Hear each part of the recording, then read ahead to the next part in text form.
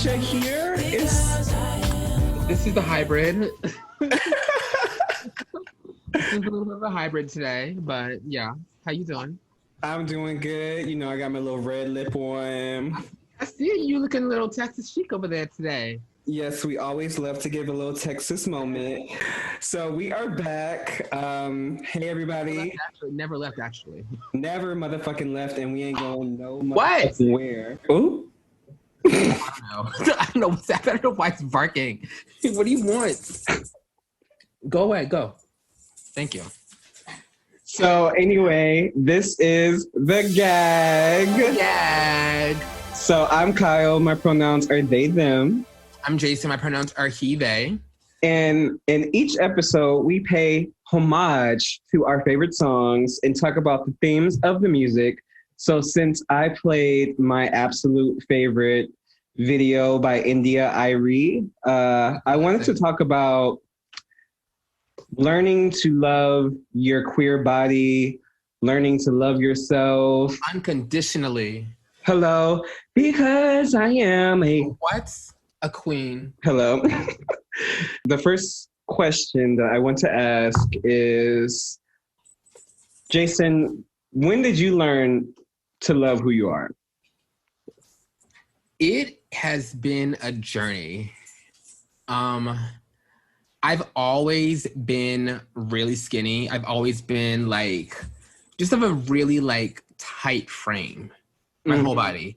Mm-hmm. So growing up, I was definitely teased a lot for that, for being small, I guess. But it's been a journey. It's I think once I moved to New York, I really started accepting it. I think in college is when I started, but when I moved to New York and found my community, my tribe and everything, that's when I really started to be okay, this is what it is. And that's just how it's going to have to be.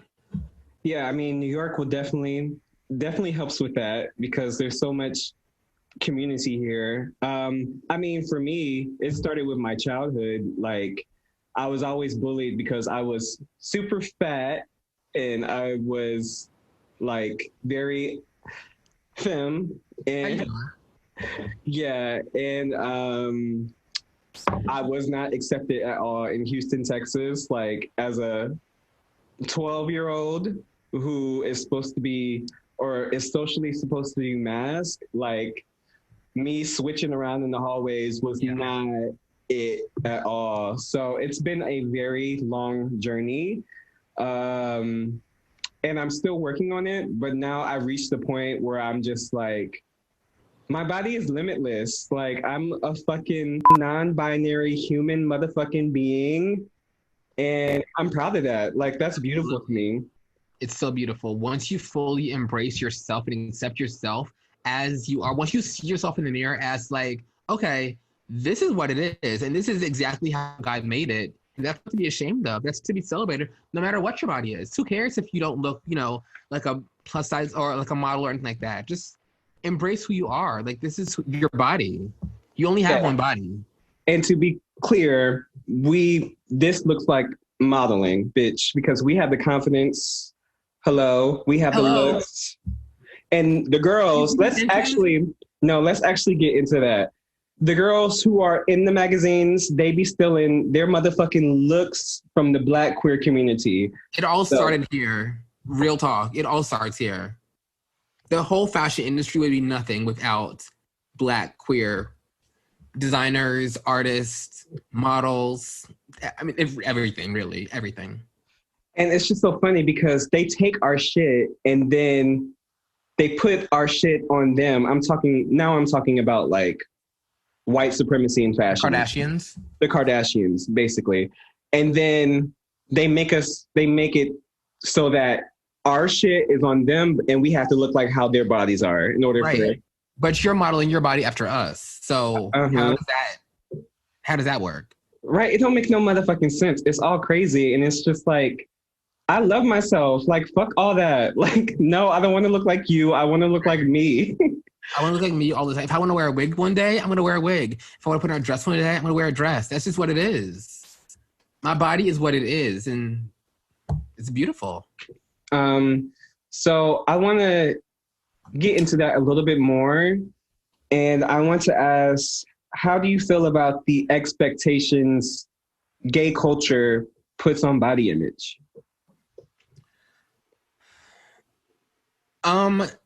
There's a lot of expectations that gay men put on themselves. Everything has to be picture perfect with gay men. Mm-hmm. And we need to break that cycle because that's not how any of us are At all. All of this obsession with the gym, obsession with like plucking every little hair from your face, obsession with like every little, like we have to stop all that. It's just, you can't, like nobody's perfect. These images that you see on the magazines, they're not even real. The images you see on Instagram aren't even real. So like, just embrace yourself. Yeah, and I remember gay men are the worst by far with it. They are. And I remember I used to go to the gym all the fucking time. I was always taking CrossFit classes. I did not want to be in CrossFit at all. Like I was in the classes with an attitude, but I was taking them because I was trying to look like, I don't know, I was trying to look like all the fucking ads in Hell's Kitchen with like the dudes with their shirts off. Hell's Kitchen is the worst place to be. Can we get into that? Oh my gosh, I love them, but like, we have to break this cycle of like this. We have to break it. Nobody's perfect. Go to the gym and work out for yourself, but don't go to the gym and work out for somebody else. Make sure that you look good for yourself. That's the only person that you need to impress. Yeah, and I mean, I had a personal trainer, and I would just like, after our sessions, I would just cry because like, I didn't want to be there at all. Like I was waking up early and I had an attitude. That's number one. Oh, we don't do morning. How early? Like 7 a.m. No. And to then, work out? I know. What? And then, you know, I was with them for a while and I was like, it doesn't matter how hard I work out. Like, I'm just built different. Like, I'm never going to fucking... it's not meant for me to look like that because that's not the only standard of beauty. Like I'm beautiful the way the fuck I am. Exactly. And you have to just embrace that. I think that for me, like like I said, I've always been really small. Growing up, like I found myself like, I don't know if my family put me in just bigger clothes because I'd like grow into them. So, but like I always had like bare clothes on me, and they never really fit me right. And it wasn't until I found my own style that I really embraced my skinniness. And I'm not even skinny. I'm just like I just have a small frame. I mean, I feel that. I remember I was trying so hard, y'all. You know, when the baggy clothes phase was like in style. Like when you had the extra large everything. What was that? Why did we do that to ourselves? Yo, that was so ghetto and raggedy and just anyway. So I had the extra large white tee and I was like trying to fit in.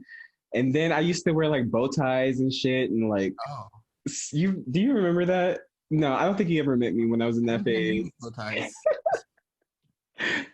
But I just never really, like when I was trying to be in all these masculine clothes, I never really liked myself. The dog is like, I hear you, bitch. Feeling it. Bark. But then once I like really discovered who I am and I discovered like gender is a construct, bitch, then that's when I was like, oh, I actually like my little thickness right here. Like, I like the way this looks when I wear this particular item. Like, this dress is cute. Like, I like wearing makeup, and there's nothing fucking wrong with it, you know? Right. And when you say gender is a construct, can you elaborate on that for the girls at home a little bit? So basically, this is gonna be a whole nother episode, Jason. It's a whole nother episode, but in just basic terms. So basically, it all starts with white supremacy. Okay. Like everything in this country. So when we were colonized, they broke us up into two genders. Okay. So everything is either masculine or feminine. No in between, no nuances. There's no wiggle room for nothing else according to them. According to them. And so if you had anything that was femme about you, you had to suppress it. If you had anything that was mask and you're supposed to be femme, that's not right. You got to suppress that. But that's all bullshit because before white supremacy, many genders, bitch. Okay. They had two-spirit people. They had people in India who were respected for their ways of going back and forth, male to female. Mm-hmm. So once I discovered that, I'm These like... were the icons of the community back in the day.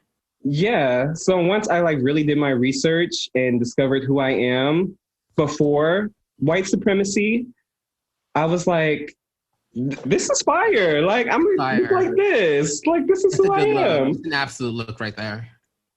I don't know. I want to show it off.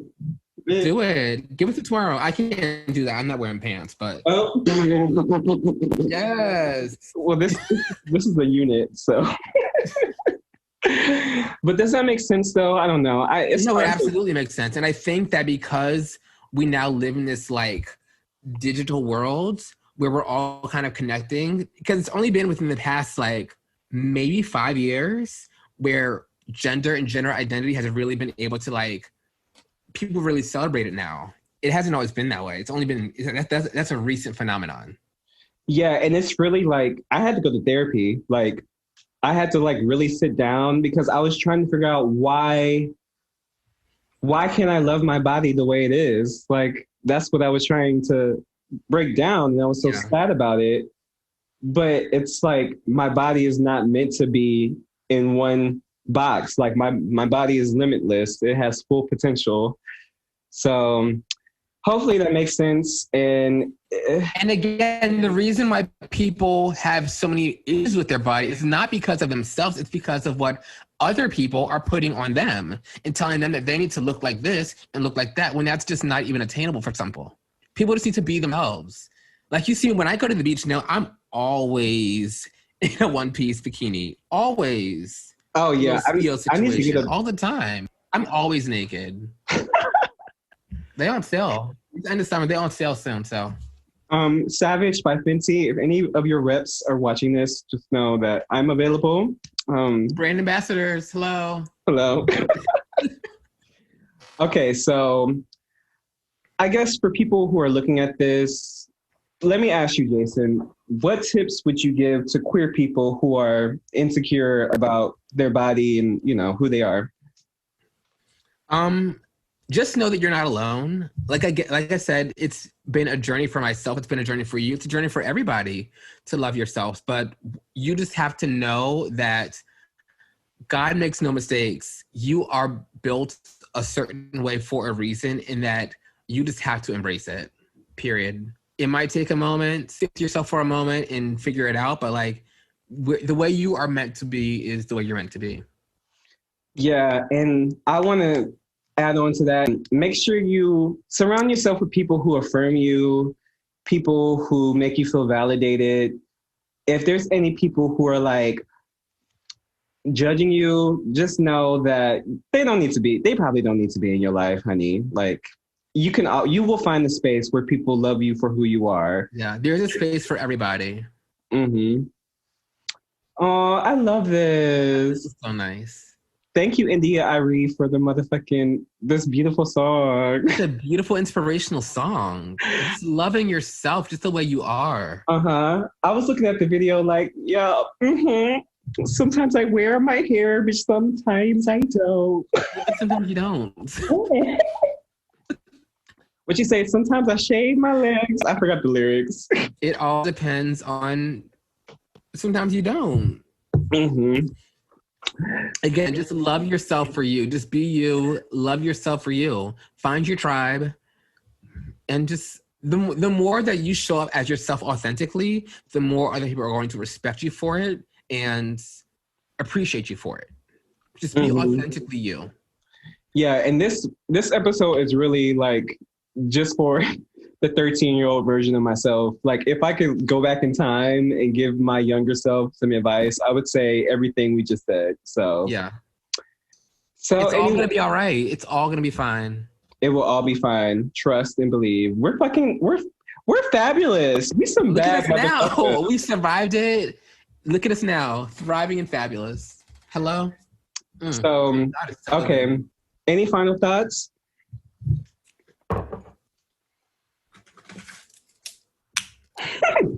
Glitter, bitch. And I'm gonna light a little stage for the Yes, for the transphobic, sage. homophobic motherfuckers who got a Gonna motherfucking pray for problem with y'all. it. Bitch, just let it go. At the end of the day, the Let it word is love, go. y'all. Just love each other. Just love on each other. We're all in this together. We need Can't each other hold it so on much. anymore. Bitch, let it go. There's glitter everywhere. What did I just do? Well, this shit's not good. I love light and sage. I feel like, yes, I'm one with my ancestors, ho. Okay, so this shit is not easy to do at all. It took a very long time just for us to set up the motherfucking cameras and shit. Get this hair laid straight and everything else. So if you got something from this, why not support us, girl? Like, Why not? If you got a little chuckle, a little giggle out of this. a little if you were verklempt at any point, my Venmo is at Kyle Atwater. That's at KILEATWATER. What's yours, Jason? Mine is at Jason Ford, JASONFORD. Yes. My Instagram is IamJFord. And mine is at Kyle Atwater, same spelling. So yeah, support Black queer people because like your shit is raggedy. You need us. You need us. And we don't need you. You need us, actually. Yeah, we helping you out. This is a service for you. And just support. Support. Just all we're saying is we would appreciate support. So In love. Love one another. In love. Stop hating each other. Shit, what the hell's wrong with y'all? So hateful. Just love people. What's wrong with you? And we're building affirming spaces. That shit is fucking powerful, okay? Just know that. All right, so this was the gag. Thank you so much. Y'all. See y'all next week. Bye.